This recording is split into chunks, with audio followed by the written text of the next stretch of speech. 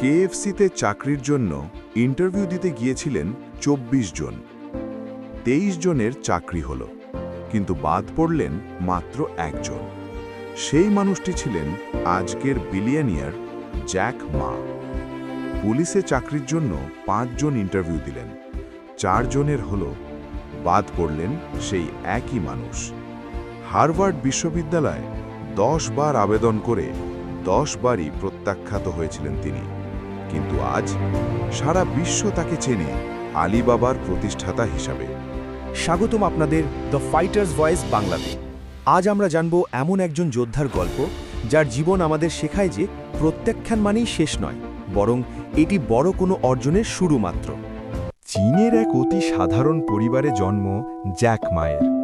পড়াশোনায় খুব একটা ভালো ছিলেন না, অভাবের সংসার, ইংরেজি শেখার প্রবল ইচ্ছা ছিল তার। তাই প্রতিদিন সাইকেল চালিয়ে কয়েক মাইল দূরে যেতেন বিদেশি পর্যটকদের সাথে কথা বলতে।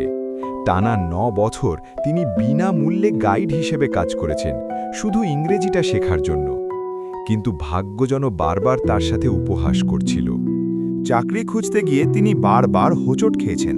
তাকে বলা হয়েছিল তিনি দেখতে খুব একটা ভালো নন, তার উচ্চতা কম। কিন্তু জ্যাক মা থেমে থাকেননি। ১৯৯৫ সালে তিনি প্রথম ইন্টারনেটের কথা জানতে পারেন। চীনে এসে তিনি বন্ধুদের নিয়ে শুরু করেন আলিবাবা। প্রথম কয়েক বছর একটি টাকাও লাভ করতে পারেননি।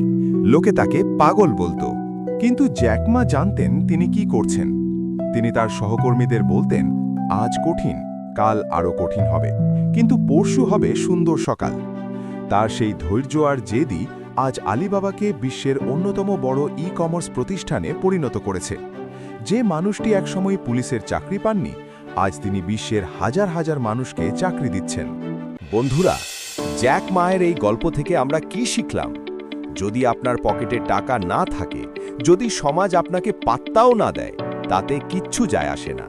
যতক্ষণ আপনার মনে জেদ আছে আর নিজের স্বপ্নের প্রতি বিশ্বাস আছে, ততক্ষণ আপনি অপরাজিত। আপনার আজকের না, কালকের অনেক বড় হ্যাঁতে রূপান্তরিত হতে পারে। আপনার জীবনেও কি এমন কোনো বড় প্রত্যাখ্যান আছে? আমাদের কমেন্টে জানান।